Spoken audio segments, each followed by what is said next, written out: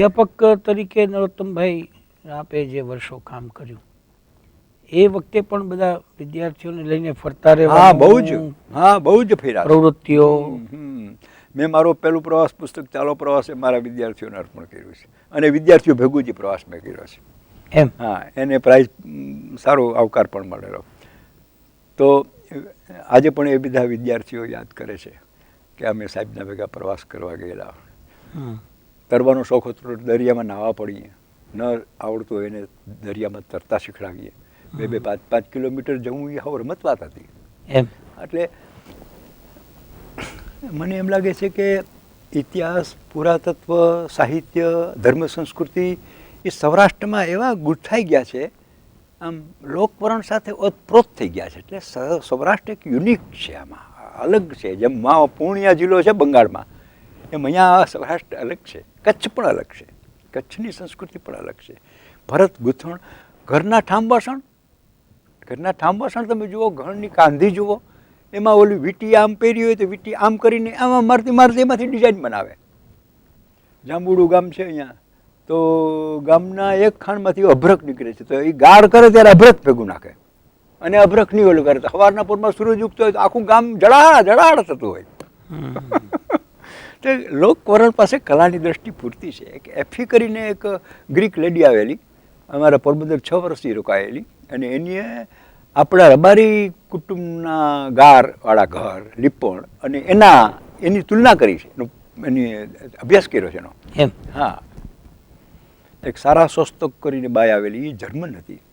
તો એણે માત્ર ગોપ મંદિર, જે અત્યારે આખા ભારતનું સૌથી જૂનામાં જૂનું હયાત મંદિર ગણાય છે, એ માત્ર ગોપ મંદિર ઉપર કામ કરેલું. અને મને કીધું આ મોટિફ છે, આ મોટિફ. 150 ફોટોગ્રાફ એની જુદા જ કાઢેલા, જે કદી કોઈની નજરમાં નથી આવ્યા. કે આ શું છે, આ કોઈ થાળી આમ ફેરવે છે ને, એ કે આ તમારી જૂની પરંપરા જે ગોળબજારિયાની છે ને, એ ગોળબજારિયાની પરંપરા છે આ. એટલે આપણને આશ્ચર્ય થાય કે આપણા નાટક, આપણા રમત ગમત બધું શિલ્પોમાં ઝીલાયેલું છે. શિલ્પોમાં જ હેરસ્ટાઈલ આવે છે.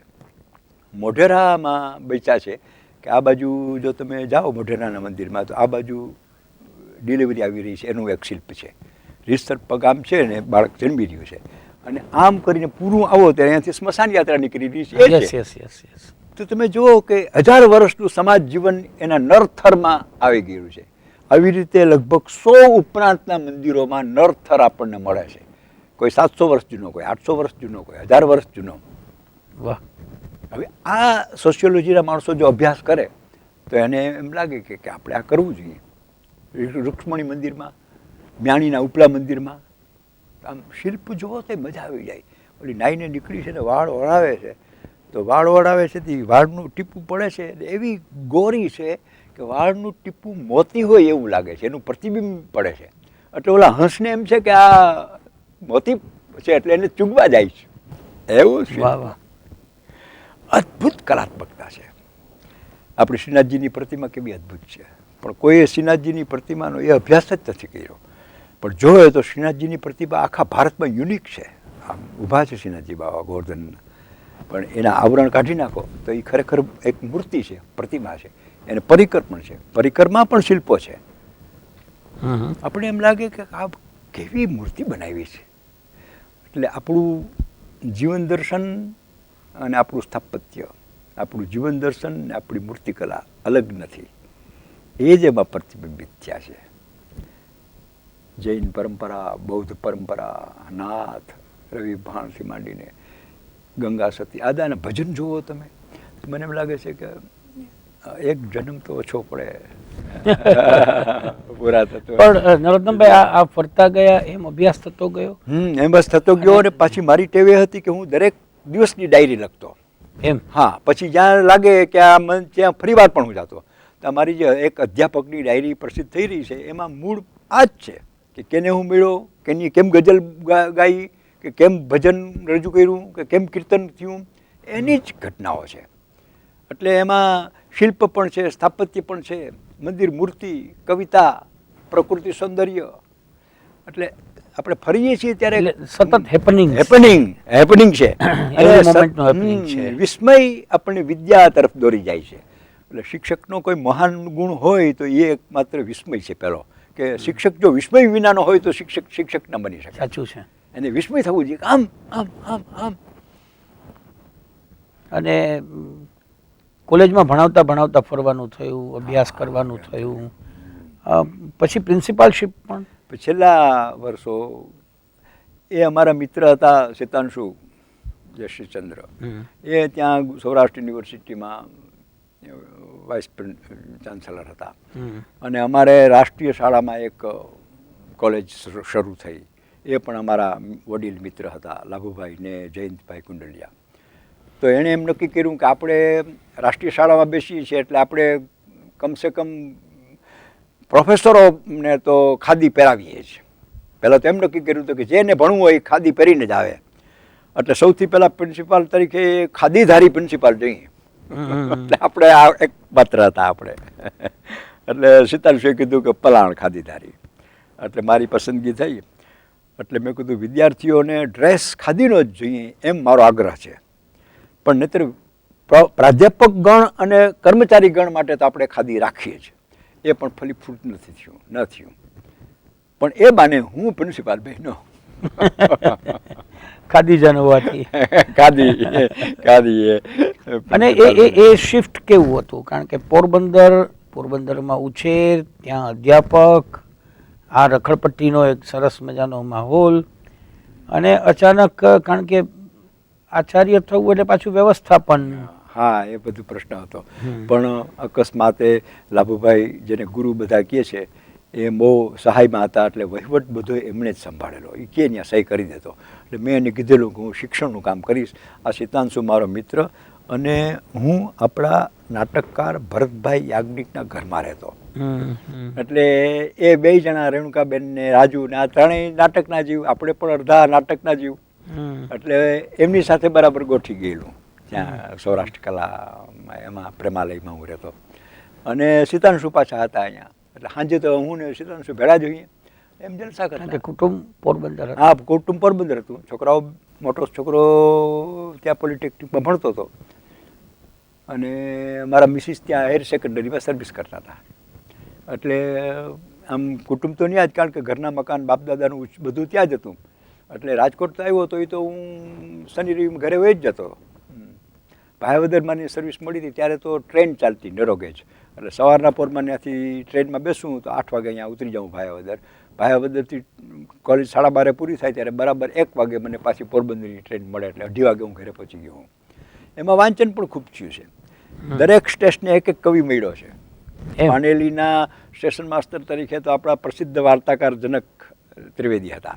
એ ટ્રેન ઊભી રખાવીને પણ મને મારી પાસે વાર્તા સંભળાવે કે નવી વાર્તા લખીશ. મેં કહું પણ ટ્રેન હોઈ જશે તો કે ટ્રેન ઊભી રહેશે, વાર્તા સાંભળીને જાઓ.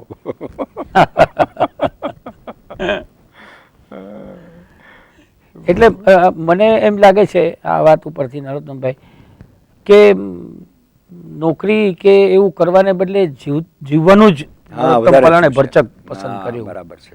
અને જીવતા જીવતા જે વચ્ચે આવ્યા, કોઈએ વાર્તા કહી, કોઈએ કવિતા કહી, કોઈ પાળીઓ મળ્યો, તો એનો અભ્યાસ થતો ગયો. અને લગભગ બધું ગમતીલું બનતું ગયું. પાનેલી એક એવું સેન્ટર હતું, નાનકડું ગામ, પણ વર્લ્ડ વાઇલ્ડ લાઈફના 20 સભ્યો હતા એમાં. હા, એટલે તમે પ્રકૃતિ, નવા પક્ષીઓ, એને ઓળખવા, એની વાતો કરવી, અને સૌથી મોટો શોખ આકાશ દર્શનનો. અમારા ગ્રુપમાં એકમાત્ર આકાશ દર્શન જાણનારો હું હતો. એટલે એમ કે નહીં, આ આકાશ તો બતાવો જ, રાતે જાગીને પણ આકાશ જોઈએ. અને આ આકાશ દર્શન, આ પક્ષીઓ, આ વનસ્પતિ. પાનેલીમાં દર પૂનમને દિવસે કવિ સંમેલન થાય, દર પૂનમને દિવસે. અત્યાર સુધી એવો પરંપરા હતી. અધ્યાપક અને આચાર્ય તરીકેના કોઈ એવા વિદ્યાર્થીઓ સાથેના યાદગાર પ્રસંગો એ સમયના? ખૂબ. વિદ્યાર્થીઓએ મને બહુ પ્રેમ આપ્યો છે, મેં વિદ્યાર્થીઓને બહુ પ્રેમ આપ્યો છે.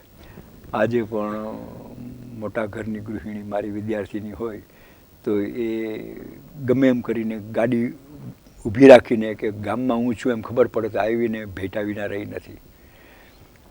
અને હું ન ઓળખતો હું એવા મિત્રોએ મારી સરભરા કરી હોય કે સાહેબ તમારો વિદ્યાર્થી. હજી આજે 15 દિવસ પહેલાં હું આ માતૃભાષામાં અહીંયા આવ્યો ત્યારે ત્યાં બેઠો, મેં કીધું લાવો, એટલે મારી બેગ વાં મૂકી આવ્યો, વાં કરી આવ્યો, વાં કરી આવ્યો. એટલે ઓલા બધાય જોઈ રહ્યા કે કેમ એકને એસી કોચ ત્યાંથી નીકળે છે. એટલે પછી છેલ્લે ઉતર્યો તો એટલે પગે લાગ્યો. મેં કીધું કોઈએ તો મારો થેલો ઉપાડીને મારી જગ્યાએ મૂકી દીધો કે સાહેબ હું તમારો વિદ્યાર્થી નવયુગનો. હું નવયુગમાં થોડો વખત ટીચર રહ્યો. આમ થાય છે. અને પ્રવાસો દરમિયાન પણ વિદ્યાર્થીઓ સાથે પ્રકૃતિ વચ્ચે એ દ્વારા એને કંઈક શીખવવાનું.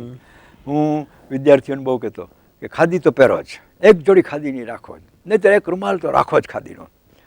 એટલે પછી પ્રતિજ્ઞા લેવડાવતો મારો વિદ્યાર્થી હોય એ ખાદીનો રૂમાલ તો રાખશે જ. તો આજે 30-40 વર્ષ પછી કોઈ અચાનક ક્યાંક કોઈ એરપોર્ટ ઉપર પણ દાખલા છે કે મળી ગયા હોય ને મને ખાદીનો રૂમાલ એની આમ બતાવ્યો હોય, એવું તમારી વિદ્યાર્થીની કે વિદ્યાર્થી, અને મને આનંદ આવી ગયો હોય કે આપણે બહુ તૃપ્તિથી શિક્ષકની જિંદગી જીવા છે. બીજો જન્મ તો ખબર નથી, પણ હોય તો શિક્ષક તરીકે મળજો. વિનોબાએ બહુ સરસ વાત કરેલી કે મા દીકરા વચ્ચે તો લોહીનો સંબંધ છે. એનું માધ્યમ લોહી છે કે સ્થૂળ માધ્યમ છે, ને શિક્ષક અને વિદ્યાર્થી વચ્ચે તો વિદ્યા માધ્યમ છે, સૂક્ષ્મ માધ્યમ છે. આ મા દીકરાના પ્રેમ કરતા આ પ્રેમ ચડી જાય. મને એમ લાગે છે કે આ વાત સાચી છે, કારણ કે એક અતિ પવિત્ર માધ્યમથી આપણે એની સાથે સંકળાયેલા છે, વિદ્યાથી સંકળાયેલા છીએ, લોહીથી નહીં કે પેઢીના વારસાથી નહીં. એટલે તમે જુઓ કેવડી મોટી વિનોબાએ વાત કરી નાખી. પરાર સાહેબ, જે લખાણ થતું ગયું અને ધીમે ધીમે એ પુરસ્કૃત પણ થયું, એમાં યાદગાર હુહુ માટે અને એમની કયા સંજોગોમાં પરિપાટી ઘડાણી? કારણ કે નજીકના લોકો તો હુના નામે હજી ઓળખે જ છે. એ બહુ યાદ કરવી ગમે એવી ઘટનાઓ નથી, પણ હવે આટલા વર્ષ પછી તો આપણે આપણા સમાજને જોવું જોઈએ. શિક્ષક છે ને એ એના વિદ્યાર્થી બેઠા હોય ને એની ઉપરથી સમાજ ઓળખી કાઢે કે આપણો સમાજ આવો છે. જે કંઈ છે એ આવતીકાલનો સમાજ આ મટીરિયલમાંથી બનવાનો છે. આજે મારા આંગણામાં ગાળો પડ્યો છે એ ગાળામાંથી જ મારે ટામ બનાવવાના છે. ક્યાં વાત, વાહ વાહ, બહુ જ. તો જ્યારે ગોધરાકાંડ થયું ત્યારે હું હચમચી ગયેલો. મને એમ થયું કે આ તો આવી ઘટના તો ક્રૂરમાં ક્રૂર માણસ જ કરી શકે. મેં એવો એક પત્ર પણ લખેલો કે આથી ત્યારે તો મેં એમ લખેલું કે આ મુસ્લિમ ધર્મ કેવો છે કે આટલી બધી કટ્ટરતા એ શીખડાવી એના અનુયાયીઓમાં. મારા વિરોધ કરનારા મિત્રો છે એણે એમ પણ કીધું છે કે ભાઈ એની પાછળની ઘટનાઓ શું છે, એની આગળ શું બન્યું હતું, કેમ તમે બાબરી મસ્જિદ ગયા. મેં કહ્યું તો આ માણસને બાબરી મસ્જિદ તોડવી પડી હતી, એનાથી આગળ જવું જોઈએ, એનાથી આગળ જવું જોઈએ. કોણ કટ્ટર થયું છે વધારે? અને મને એમ લાગે છે કે લઘુમતીએ થોડુંક સમજવું જોઈએ. આજે પછી ઘાટ ઉપર પ્રત્યાઘાત, વાં એકડો મંડાણો ગોધરા સ્ટેશન ઉપર, પછી મીંડા ચડવા. એટલે અમારા દીકરા અહીંયા રહેતા, એટલે એ કે પપ્પા આમાંથી ગાડી નહીં નીકળે. કેમ? તો કે આ મુસલમાન લતો છે. મેં કહું અચ્છા, મુસલમાન લતામાંથી ગાડી ના નીકળી શકે? નહીં નહીં કે એ હિન્દુમાંથી. આ જો ગઢ બેરાડી ગયા. ખરેખર મેં જોયા 2-3 સોસાયટી, નામ તો મને નથી, પણ પોતાની સોસાયટીને આમ રિસર્વ કિલ્લો હોય એમ કિલ્લો બની ગયેલો કે અહીંયા મુસલમાનો જ, અહીંયા હિન્દુ જ. એટલે મને એમ થયું કે આ લોકોને એના પૂર્વના ગઈકાલના સંબંધ કેવા છે યાદ દેવડાવવા જોઈએ. એટલે મેં પહેલાં પ્રથમ તો આપણા આકાશવાણીના મિત્રો આગળ વાત મૂકી કે જો સૌરાષ્ટ્રમાં આટલા સ્થળો છે ને હિન્દુ મુસલમાન ભેગા થઈને જમે છે. હિન્દુ મુસલમાન ભેગા થઈને માતાજીની આરતી, મને કે માતાજીની આરતી ઉતારે છે. મેં કહું માતાજીની આરતી ઉતારે છે એટલું નહીં, મુસલમાન પોતે જ આરતી ઉતારે છે અને મુસલમાન પોતે જ સિંદૂરનું તિલક કરે છે. મારી ઉપર તો થોડાક મિત્રો તૂટી પડ્યા. મેં કહું પણ આપણે, હું કહું છું એને હું કામ કરો, તમે રૂબરૂ જોઈ આવો ને. બરાબર, જાઓ ભડિયાદમાં, જાઓ કાલાવાડના શીતળામાં. અને પછી ભાઈ આપણો તો યજ્ઞેશ તો હતો જ, એ તો ગયો પણ ખરો. એની તો ભડિયાદના રામ મંદિરમાં જે રામની કથા વાંચે છે એ મુસલમાન મંસૂરની મુલાકાત લીધી આકાશવાણી ઉપર. મેં કહું જા, ત્યાં રામાયણ આખા ગામને સાંભળાવનારો મુસલમાન છોકરો છે. અહીંયા મુસલમાન માતાજીને સિંદૂર ચડાવે છે અને પોતે સિંદૂર લગાડે છે. આમાં હિન્દુ મુસલમાનના ભેદ અહીંયા ક્યાં છે? આ તમે 5 જણાએ મત માટે ઊભા કરી દીધેલા છે. આ જે મતનું રાજકારણ ઊભું કર્યું રાજકીય પક્ષોએ, ખરેખર તો રાજકીય પક્ષોને સૌથી પહેલાં ફટકારવા જોઈએ કે તમે શું કામ આ દેશની પેઢી બનાવી દીધી રૂપિયા પેદા કરવા માટેની. અને હિન્દુ મુસલમાન કેવા કેટલી નિર્દોષ. અમારા લેખિકા મિત્ર સુવર્ણાબેન, હિમાંશીબેન એ ઘણી વખતે કે શરીફાબેન, મેં કીધું સાચી વાત છે, પણ મુસલમાન મેરા એટલા હિન્દુ પણ મેરા છે. અને આપણા જય વસાવડાએ તો આંકડા આપેલા કે ભાઈ તમે આ જે 400 300 કયો છે એમાં હિન્દુ એટલા છે. એટલે મને એમ થયું કે મારે આને મીઠા સંબંધો યાદ દેવડાવવા જોઈએ કે જો ભાઈ તમે આજે ભાગો છો. મારા નાનપણમાં મારા દાદાને ઘોડાગાડી હતી. હું તો 7મા ધોરણ સુધી જ ભણવા ગયો છે અને એમાં પોરબંદર તો હું 1 જ વર્ષ રહ્યો છું ભણવા માટે. પણ ઘોડાગાડી મૂકવા આવે મારા ભાઈ બહેનને ઘોડાગાડી ચડી જાય. એ ઘોડાગાડી ચલાવનારો મામદ નામનો ભાઈ હતો, મુસલમાન હતો. એનો દીકરો હજી હમણાં સુધી જીવતો, એનું નામ મહેશ હતું. એટલે હું ઘણી વખતે કહું કે તારા બાપનું નામ મહેશ ને તારા દાદાનું નામ મામદ, કંઈ ભેદ છે? એટલે અમારા મેમણ પોરબંદર વાળા બધા કે અમારી 3જી પેઢી અમે બધા લુવાણા જ છીએ. કે લ્યો બોલો. મેં કહું તઅહીંયા હું કામ આ હરપનું હિંદરું ખોટે ખોટું પેકડું? ચાલો રોટી બેટીનો વ્યવહાર શરૂ કરીએ. જો તમે 5મી પેઢી પહેલા જ તમે લુહાણા હો તો લુહાણાની દીકરી દો, લુહાણાની દીકરી લ્યો. લુહાણા બોર્ડિંગની સભા હતી ત્યારે કીધું કે લુહાણા બોર્ડિંગે આને છૂટ કરી દેવી જોઈએ, કારણ કે મેમણ ગઈકાલના લુહાણા છે તો બોર્ડિંગમાં વેલકમ કરે. 2-3 જણા એ પહેલ પણ કરેલી વેલકમ. એટલે તમે આ સંબંધો મેં કુમારને તમને સામે મૂકવા છે. એમાં પ્રસંગો કીધા. એમાં એક આરતી અને આઝાન નામનું રેડિયો રૂપક લખ્યું. એવું ઉપડું એ જમાનામાં 1-2માં, એટલે 2માં ગોધરાકાંડ બીનો, પછી 3-4માં કે ભારતના લગભગ આકાશવાણી કેન્દ્રો ઉપરથી એનું હિન્દી વર્ઝન રજૂ થયું.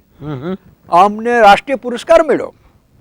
ભાઈ નાયબ પ્રધાન હતા ત્યારે અડવાણી, એને હાથે કટકમાં રાષ્ટ્રીય પુરસ્કાર મળ્યો. એટલે મને થયું કે આ ફરી સારી રીતે મારે લખવું જોઈએ આ. એટલે મેં હુહુ લખવાની શરૂઆત કરી. અને હુહુમાં 1925થી 1950 સુધીના 25 વર્ષ છે. એ 25 વર્ષનો ઇતિહાસ મને નજર સામે હતો, કારણ કે હું પ્રત્યક્ષ ફર્યો હતો. હું પોતે પણ આરજી હુકુમતનો સાક્ષી હતો કે મારા દાદાને મારું કુટુંબ આવી રીતે ભાગ્યા. મારા દાદાને ગાય બહુ વાલી હતી ને ગાયને કેવી રીતે પોરબંદર લઈ આવવી. તો અમારા એક સિંધી કાસમભાઈ કરીને હતા કે કાસમ તું આ ગાયને દોરીને પોરબંદર લઈ આવ. તો મને એમ થયું કે અમારી ગાયને આમ અમારા કાસમ કાકાએ બચાવી. હવે મારે આ બધી વાત મારે મૂકવી હતી કે આમાં હિન્દુ મુસલમાનના સંબંધો તો તમે ઊભા કર્યા, અમે ક્યાં જાણીએ છીએ? હિન્દુ મુસલમાન કહાં છે આયે એમ કબીર કહે છે. એટલે મેં કહું અમદાવાદમાંથી આવ્યા, ક્યાંયથી નથી આવ્યા. આમાં સૌરાષ્ટ્ર કચ્છમાં તો ભેદ નથી. એટલે મીંડો લખવા ને પછી ઇતિહાસનો શોખ, પ્રકૃતિનો શોખ. પહેલાં નાનપણમાં પેલો ક્રાંતિકારી જોયો તો મારી ઘરના પાસે રહેતો પ્રાણલાલભાઈ, એનું ચિત્ર, એક નાનકડો પ્રેમ જુનાગઢ દરમિયાન અનુભવેલો, એનું સંસ્કાર, એ બધું એની મેળે વણાતો આવ્યું. કોઈ પ્રયત્ન નથી કર્યો. મેં 10 મહિનામાં એ પૂરી કરી નાખી. અને પછી મને થયું કે પણ મને એક એ હતું કે ના, મારે કોઈને બતાવવી નથી. મેં લખ્યું છે બરાબર છે. મને આમ મારી જાત ઉપર જરા કંઈક શ્રદ્ધા કે ઓવર શ્રદ્ધા જે હોય તે, પણ મને એમ હતું કે મારે કોઈની પ્રસ્તાવના કે મારે કોઈની ઓલી નથી કરવી. આ મેં લખ્યું છે બરાબર લખ્યું છે. ને મારી હેતુ તો એ છે કે આ 2 કોમ પોતાનો ભૂતકાળ સમજીને પાછા સારા સંબંધો લઈ આવે. એટલે ફૂલ સાહેબમાં શરૂ થઈ. ખૂબ પત્રો આવ્યા, મુસલમાનના પત્રો પણ એટલા આવ્યા. મુસલમાન મિત્રો તો મળવા આવ્યા. મને એક મુસલમાન મિત્ર તો ફોટો પડે મારે કે તમે ફિરસ્તા છો કે એમ કરીને મને બિરદાવ્યો. કે આ હિન્દુ મુસલમાન એ કે ભાઈ કે હું પણ કે તલાલામાં ફલાણા કેવા એના હાથે ઉછરેલો છોકરો છું. મેં કહું જોવો, અમારે અહીંયા સ્વામી મહેશ્વરાનંદ હતા 1956ના દુકાળમાં, 1900માં, અને તે પછી દુકાળ પડ્યા ને એમાં મુસલમાનના છોકરાઓને ભણાવ્યા છે અહીંયા સુદામા ગુરુદ્વારમાં. અને પ્રાર્થના અહીંયા થતી હોય ને કે તમે છોકરાઓ આ નમાજ પઢી આવો તમારી. સ્વામી મહેશ્વરાનંદ એમાંનો એક આજે રંગૂનનો બહુ મોટો પૈસાદાર છે. એના સંસ્મરણ લેખા છે. કે અમને આ સ્વામીજી એમ કીધું કે જાઓ તમે નમાજ તમારી પઢી લ્યો ને પછી અહીંયા આવો. તો મને એમ લાગે છે કે આ જે સમજ ગઈકાલની જ પેઢીમાં હતી એ આજની પેઢીમાં કેમ નથી આવતી? આજ તો આપણું શિક્ષણ વધ્યું છે આગળ, પણ આ હરામખોર રાજકીય માણસો આ શિક્ષણને આગળ જવા દે તો ને, સમજને આગળ જવા દે તો ને. એટલે મારે બરાબર કટાક્ષ કરવો હતો, નહીં મુસલમાનને કાને પકડવો હતો, નહીં હિન્દુને કાન પકડવો હતો કે જો તમારે મંદિરો આની ખુલ્લા મૂક્યા છે હિન્દુઓએ કે મુસલમાન ત્યાં રાત રોકાઈ શકે છે, ખાઈ શકે છે, તો એકાદી મસ્જિદ પણ ખુલ્લી મૂકો. હુમાં બરાબર વાસ્તવિક ચિત્રોથી અમે ચિત્રું છે. આ ઉહુ શબ્દ શું છે? એ અમારે ત્યાં દરિયાકાંઠા એક પ્રચલિત લોક બોલીનો શબ્દ છે. હા, હા, જે એટલે દરિયા ઉપરથી જે તોફાન આવે ને એને ઉહુ કહેવાય. એટલે તોફાન તો હોય, એટલે વાવાઝોડું તો હોય, પણ વાવાઝોડું ભેગું દરિયાનું ખારું પાણી પણ લેતું આવે. વાહ. એટલે એ પાછું એવું કે વાવાઝોડું તો વયું જાય, પણ પેલું પાણી તો ઉડાડતું ગયું છે ગિરનાર સુધી, જુનાગઢ સુધી, એટલે એટલી જમીન બધી ખારી થઈ જાય. એમાં જે પાક હોય એ બળી જાય, એમાં કોઈ ખડ પણ ન રહીએ કે જનાવર એને ખાઈ પણ શકે. એટલે હું કહું છું કે કોમી વિખવાદ સંઘર્ષ એ હુહુ જેવો છે. એ વયું જાય છે, પછી પણ એની ખારાશ તો પાછલી પેઢીને ઉડાડતી જાય છે. અને એમને પારિતોષિક પણ પ્રાપ્ત હા, થયું. પારિતોષિક પણ બે ત્રણ પારિતોષિકો મળ્યા. મળ્યા. હા, મારું છેલ્લું એમાં દર્શન જે છે એ શ્રી અરવિંદનું દર્શન છે.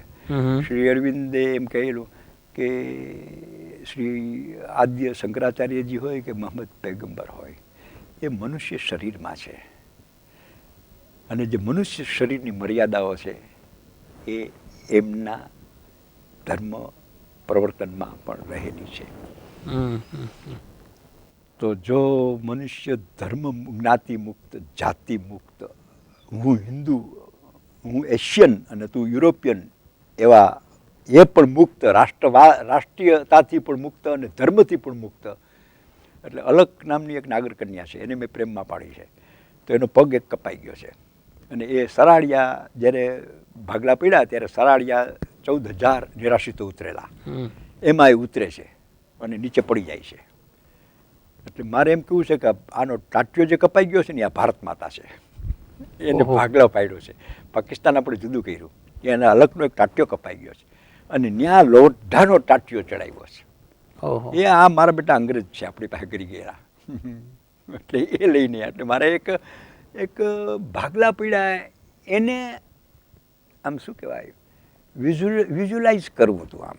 એટલે અલકનું પાત્ર મેં બરાબર એમાં ફિટ બેસાડ્યું, અને અલકને લંગડી બનાવી, અને પછી પેલાને સાથે. એટલે અલક જ્યારે હનીમૂન ઉજવે છે ત્યારે મેં વર્ણન કર્યું છે કે એક પગ તો કપાઈ ગયો છે, પણ પછીની જે જાંઘ છે એવી ને એવી સદ્ધર છે, અને એનું જે ઉત્પત્તિ કેન્દ્ર છે એ એવા સંતાનને જન્મ આપવા માટે રસાદ્ર બનેલું છે કે જે નથી હિન્દુ, નથી મુસલમાન, નથી એશિયન, નથી યુરોપિયન, માત્ર માણસ છે. ત્યાં નવલકથા પૂરી થાય છે. પણ મને એમ લાગે છે કે હજી કોઈ વિવેચન પૂરું કર્યું નથી, કે ખરેખર આના પાંદડા ખોલવા જોઈએ અને બરાબર કાને પકડવું જોઈએ. કારણ કે હું બધાના કાન પકડું જ છું, મારો કાને જો કંઈ ભૂલ હોય તો પકડવું જોઈએ. અને કાન પકડવા માટે પ્રખ્યાત પણ છું.